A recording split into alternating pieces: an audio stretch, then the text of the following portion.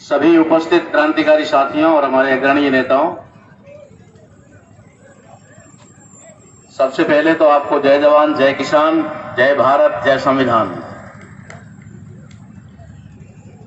उसके बाद में, जैसा कि यहां कई बार कह दिया गया, लेकिन फिर भी मैं अपनी तरफ से भी कह दूं कि 26 जनवरी को जो हमें राष्ट्रीय स्तर पर गणतंत्र परेड करनी थी और वो हुई, और वो बड़े पैमाने पर सफल हुई।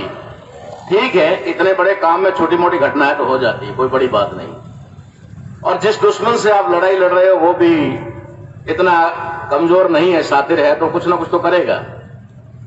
जैसा कि हमें खबर मिली है खुफिया तंत्र के और दिल्ली के हमारे कार्यकर्ताओं के द्वारा कि जहां पर गोली चली है वहां से सिर्फ 200 फीट पे ही बीजेपी का कार्यालय था, और जिस आदमी ने गोली चलाई थी उसने मोटरसाइकिल वाला हेलमेट पहने हुए था। तो साफ जाहिर है पहले भी ऐसी घटनाएं हुई है और अब भी होगी, आगे भी होगी।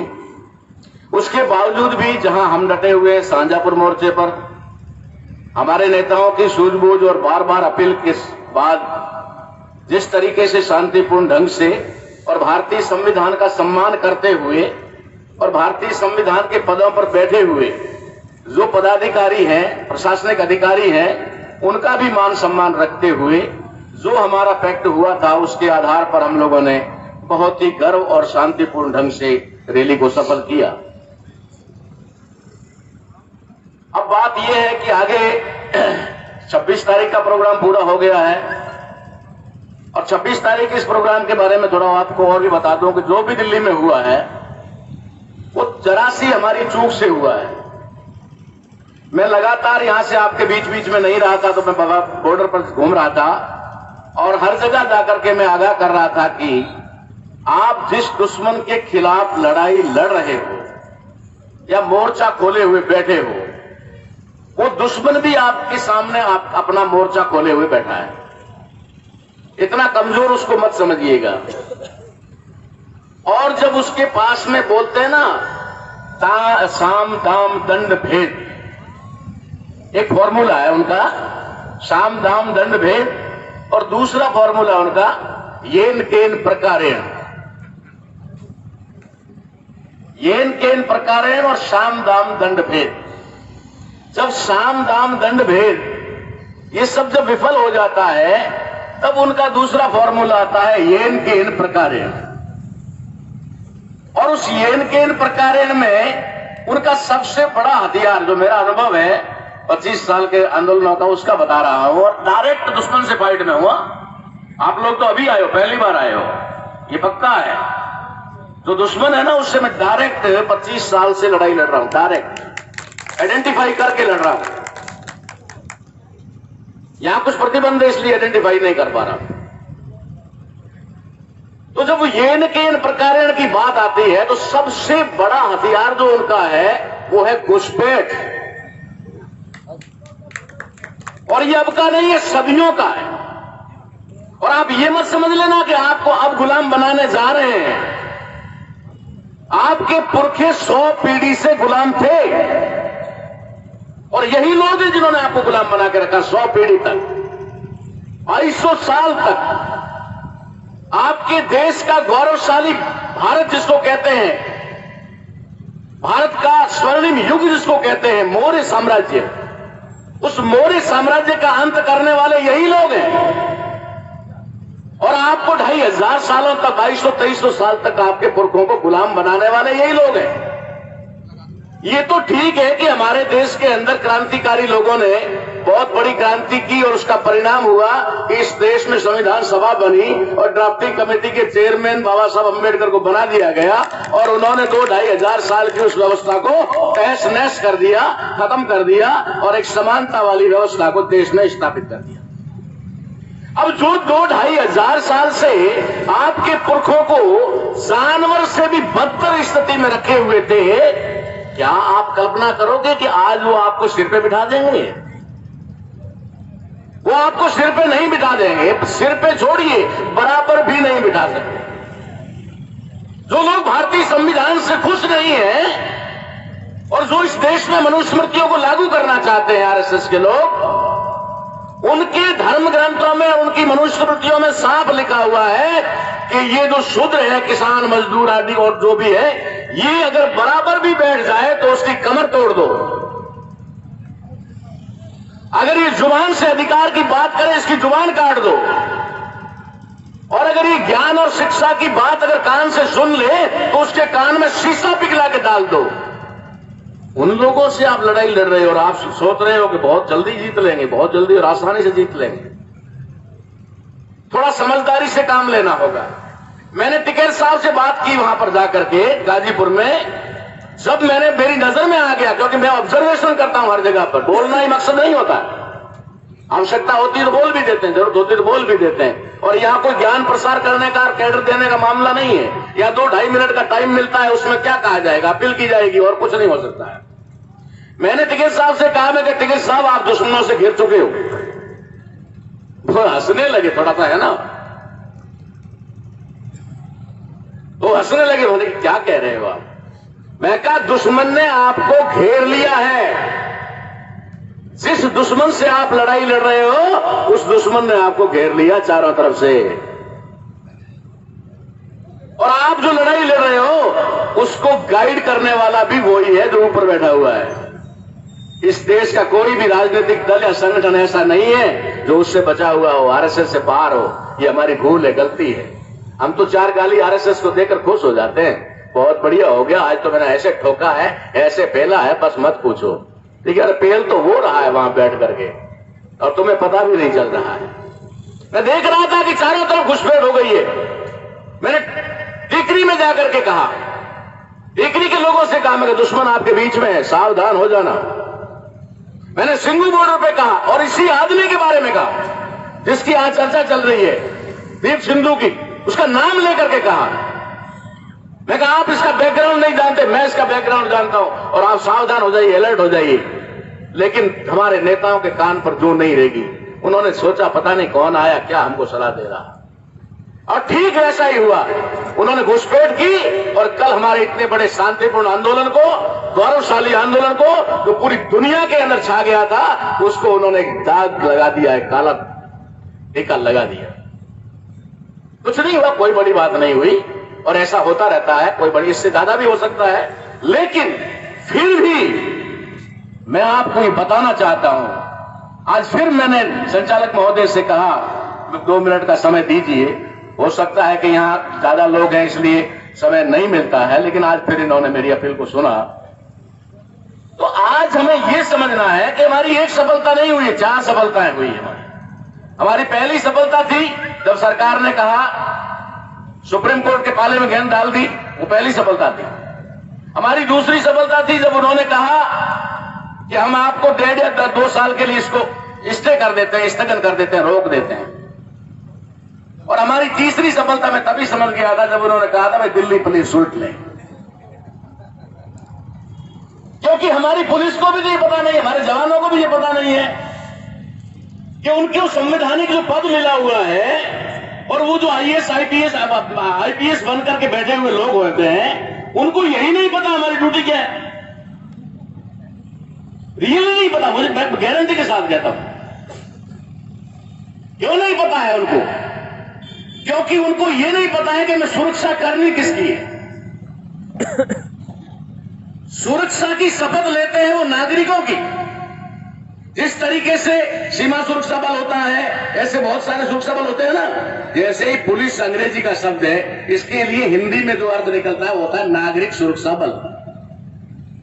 जब वो नागरिक सुरक्षा बल के शपथ लेते हैं, लेकिन जानकारी के अभाव में, मैं कह रहा हूं गारंटी से, इरादे से नहीं, गारंटी से कहता हूं कि जानकारी के अभाव में, अगर जानकारी का अभाव नहीं होता ना तो ये जय हिंद नहीं करते, ये जय भारत करते,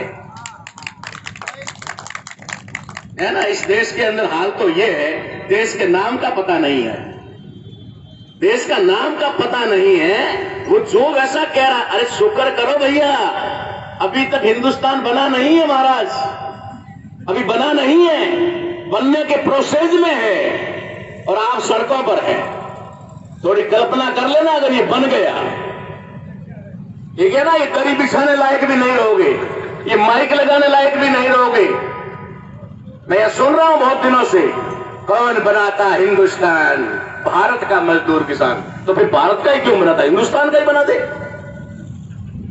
सर मजदूर किसान भारत का और बनाएगा हिंदुस्तान, और हिंदुस्तान बनते ही हमारा होगा सत्यानाश, देश में होगी मनुष्यता लागू, हमारे होंगे अधिकार खत्म, हम हो जाएंगे फकीर। और हम गर्व से कह रहे हैं, और हमारे बड़े सैनिक और सिपाही लोग भी जय हिंद। मैंने कहा से पहला ही संविधान द्रोह आपसे शुरू होता है, पहला ही संविधान द्रोह आपसे शुरू होता है, क्योंकि भारत के संविधान के अंदर आर्टिकल 1 में लिखा हुआ है इंडिया दैट इज भारत। अंग्रेजी आती है तब ना, अंग्रेजी तो कई अंग्रेजों के साथ, यहां तो वही अंग्रेजी पढ़ाई जाती है जो हिंदी में होती है, उनके अनुसार होती है। अरे बाबा साहब अम्बेडकर ने उसी दिन कह दिया था इस देश का नाम इंडिया नहीं है, इंडिया दैट इज भारत। जो अब तक इंडिया था वो अब भारत है, इंडिया दैट इज भारत। अरे अंग्रेजी पढ़ लो भाई, मैं तो ज्यादा पढ़ा लिखा नहीं हूं और अंग्रेजी का तो खास बिल्कुल ही नहीं हूं, लेकिन काम की चीज ढूंढ लेता हूं। हम यहां हिंदुस्तान बनाने में लगे हुए, हिंदुस्तान बनाने में लगे हुए, और वो नागपुर में बैठकर सोच ही रहा है कि हिंदुस्तान कब बने। और फिर भारत का मजदूर किसान मिलकर के हिंदुस्तान बना देगा तो उनका काम तो आसान हो जाएगा ना। मैंने मेरे मुस्लिम भाइयों के एक प्रोग्राम में गया, बड़ी बड़ी तकरीरें हो रही थी, बड़ा बड़ा हिंदुस्तान हिंदुस्तान सब जमीनें हिंदुस्तान। मेरा नंबर आया, मैंने कहा भाई थोड़ी मेहरबानी करो, अभी तो भारत है, अभी तो भारत है और तलवार लटकी हुई है, ठीक है ना, तलवार अभी लटकी हुई है, जैसे ही हिंदुस्तान बनेगा तलवार गर्दन पे आ जाएगी, सावधान हो जाना। यह संविधान की दुहाई दी जा रही है, संविधान की बात की जा रही है, लेकिन संविधान का सरासर उल्लंघन किया जा रहा है। संविधान की कोई बात ही नहीं चल रही यहां पर।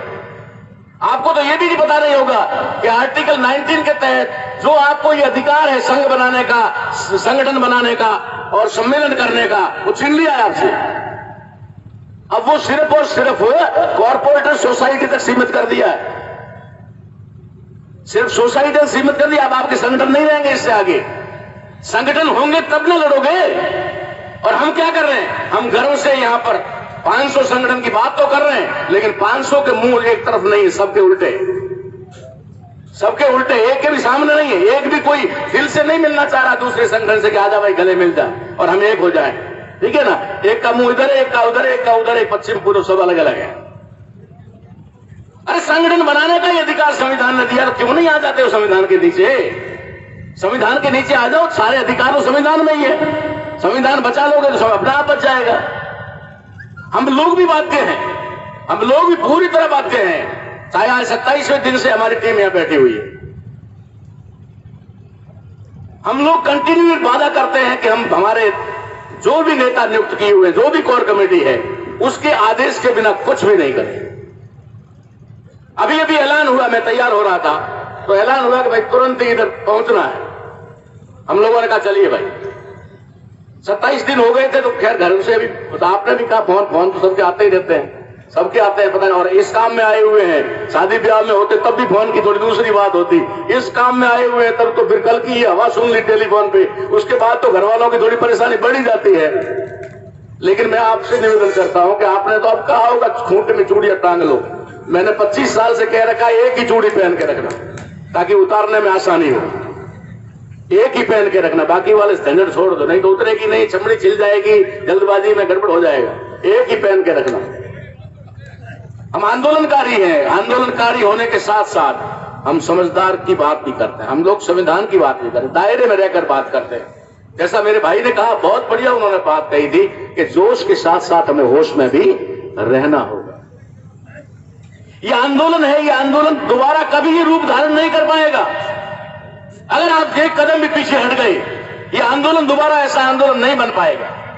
इसलिए मेरी आपसे अपील है कि आप लोग उसको बनाए रखें, मजबूती से बनाए रखें। और जो हमारे जवान भाई है किसानों के सामने, जिसकी हम बार बार हर किसान जय के साथ में हम संविधान की जय करते हैं और जवान की भी जय करते हैं, तो इतनी बार जय करने के बाद थोड़ा तो उनको भी समझना चाहिए, इधर वालों को भी। इधर वाले तो खैर समझे हुए, जब मौका आता तो समझ जाते हैं, जब मौका आता तो सामने भी हो जाते। क्यों करे क्या, आदेश तो ऊपर से होता है ना।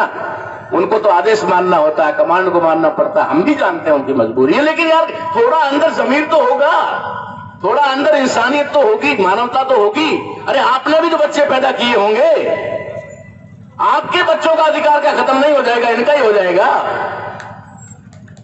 आज अगर ये बात करें कि जो किसान यहां बैठे हुए इनकी जमीन जा रही है क्या?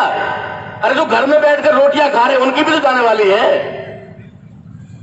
लेकिन दुश्मन कितना चालाक है आपको बता दूं, अंदर की बात। उसने क्या कहा? उसने कहा कि ये जो बड़े बड़े जमींदारा है ना, इनके पास 300-400 किला, किसी के पास बीघा जमीन है, इनकी जमीन पहले जाएगी, तुम्हारी नहीं जाने वाली है। ये इनके लिए कानून बना, तुम्हारे लिए नहीं बना है। कि उनको मालूम है ना कि एक साथ कह दिया तो ये भी भौरों की तरह या मधुमक्खियों की तरह आ जाएंगे काटने के लिए। इसलिए कहा नहीं नहीं, ये इनका ही है, बड़े बड़े वाले हैं ना, इनका है। तो छोटे वाले घर में बैठे, हमारा तो कुछ बिगड़ने वाला है नहीं, हमारी जमीन कहां जाने वाली है?